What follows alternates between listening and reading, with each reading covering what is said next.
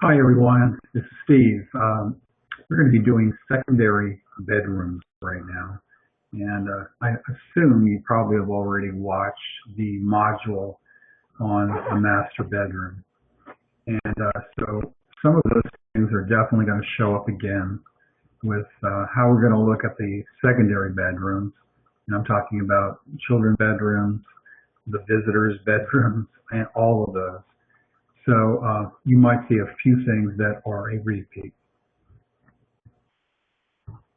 Now, you need to understand that secondary bedrooms are certainly very important, but again, they're a distant second to the success of a family with respect to Feng Shui.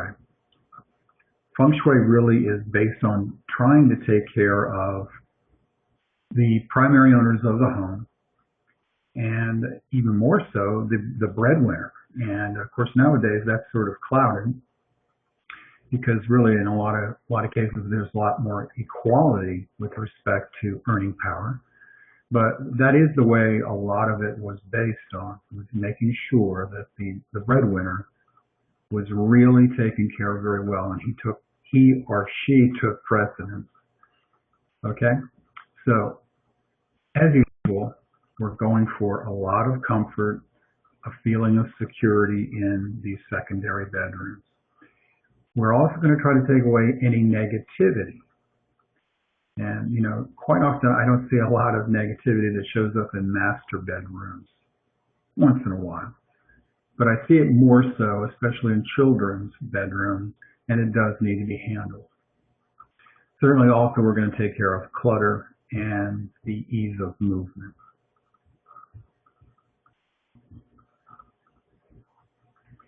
Now you've seen most of this already, but if you notice that I have already starred 5 of these to put a little more emphasis on that, just again because the people that are going to be in these bedrooms are a little bit different.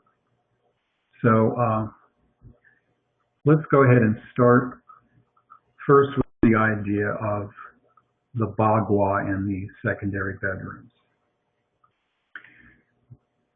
Once again, the preferable location is to have the bedroom away from the street if at all possible.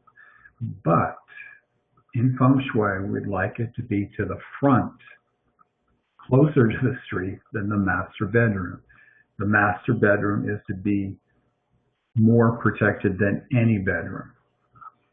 And one of the thoughts in Feng Shui is that if a secondary bedroom, let's say of a teenager, is behind the master bedroom, that actually in some ways they're going to start to feel there are maybe even somewhat more important than the owner or the father, the mother. Okay, so again, the idea is to make sure that the secondary bedrooms are more forward than the master, if at all possible. For secondary bedrooms on the second floor, it's the same thing. So if all the bedrooms, which is possible to be all on the second floor, we're going to treat it the same way as I just mentioned. Now you've seen this slide in the master bedroom module. Once again, we do not want to have the headboard up against a wall that has plumbing.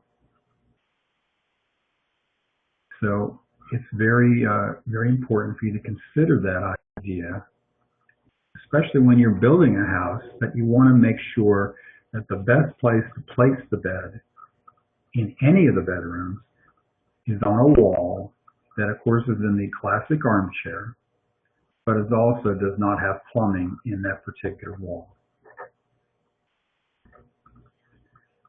Now, I know this is going to be a controversial slide, but TV in the room sometimes can be the entire focus of the person who is in that room.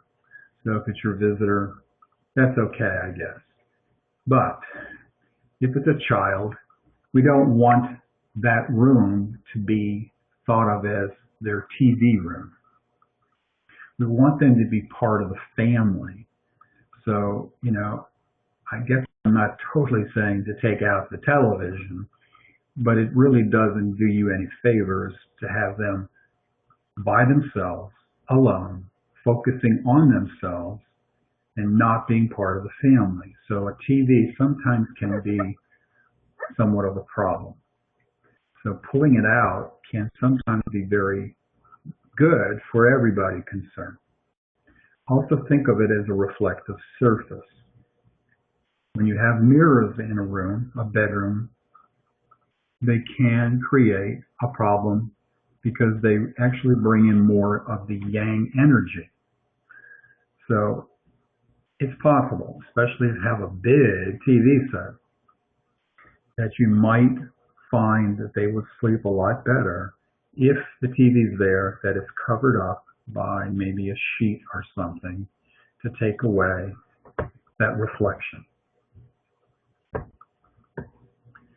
Now, certainly, quite often a desk or a workstation can be in a bedroom. It's not the greatest situation, but often it is the easiest one.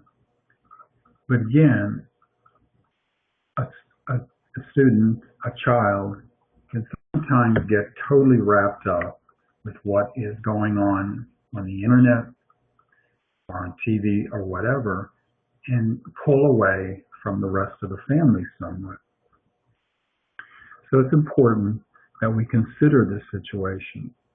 Now, again, it's better if you didn't have their workstation in their bedroom, but if there is one, just monitor it and keep in mind that, again, these screens also have reflective properties too. Now, a bedroom certainly can be too yang, and it can be too yang in a lot of different ways. Here's two. And if you've been in the real estate business for a long time, or maybe just a while, you probably have seen a room dressed up like the one on the left-hand side. Some of these rooms are actually a little scary with respect to the person who is going to be sleeping there. They might not really totally recognize it, but with all of this yang activity and all these stuffed animals and everything, it sometimes can affect them.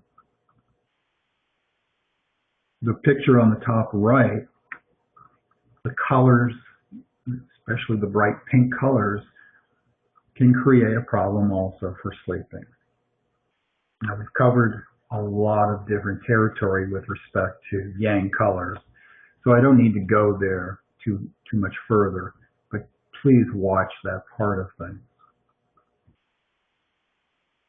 Now, these two bedrooms also represent some yang activity. Now, I have no idea who put together the one on the left-hand side. It's a little scary for us all, whether you're an interior designer, a home stager, real estate agent, or whatever. You are probably wondering about that room just like I am. All those different patterns are very busy, and I can't even imagine trying to get a good night's sleep in that bedroom. So the patterns can create the yang activity. In the other picture, there's actually several things that are wrong with this, but the pictures of the horses, all of those pictures of the horses, can generate a little bit too much of the idea of the physical part of things and too much yang activity. The color scheme also, of course, could be a problem. And I want to point out that there's a slanted ceiling there, which is somewhat of a problem in Feng Shui too, which we'll talk about later.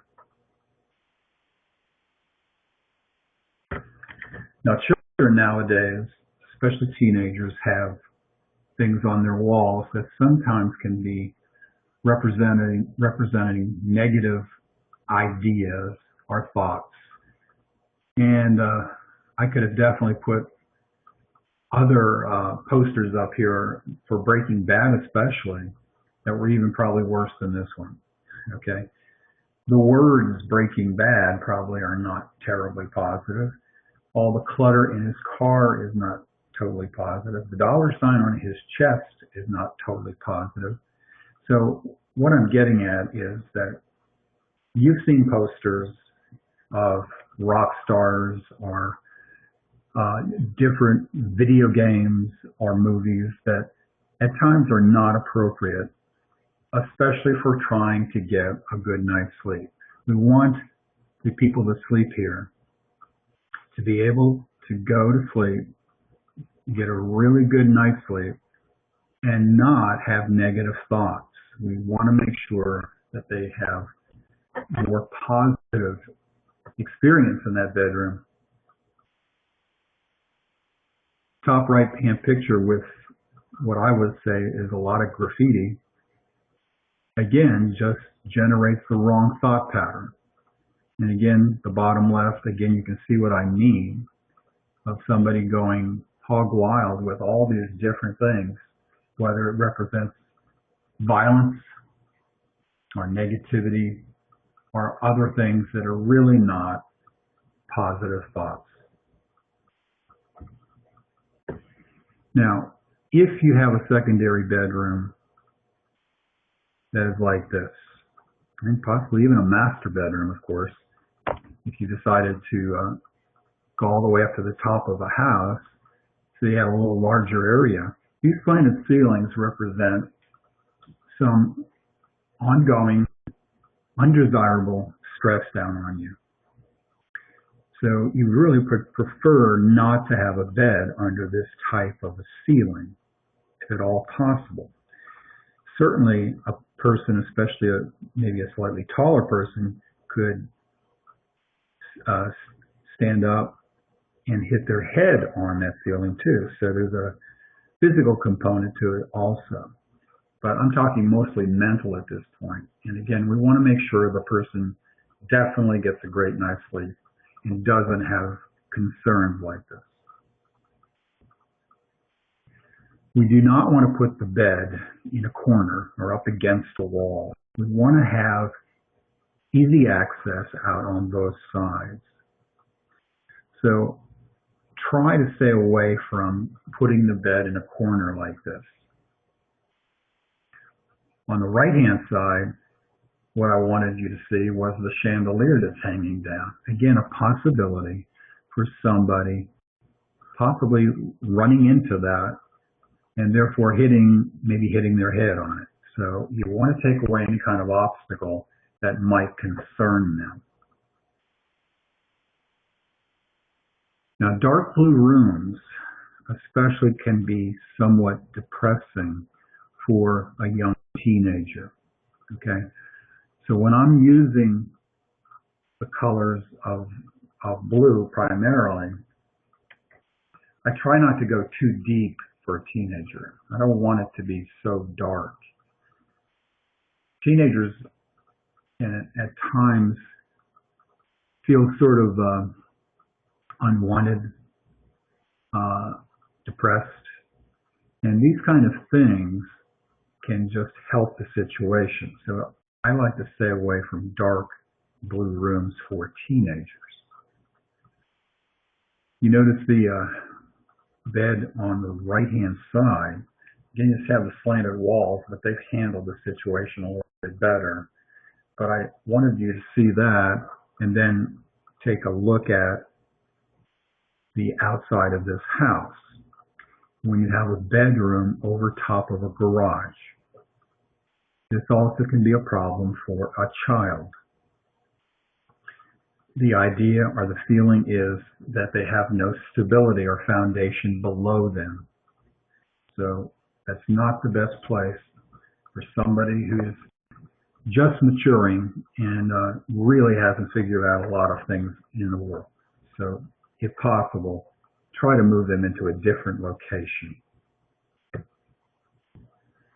Now I put this one up because, believe it or not, this picture actually scares me a little bit. Here we have a young little girl who has a tiara on her head, who definitely feels like she's a little princess already, and I can't even imagine what she's going to be like in 10 years.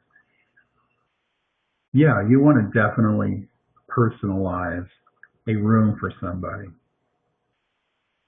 But you also want them to understand that you, as the grown-up, is really in control, and that the whole world does not revolve around one child or your children.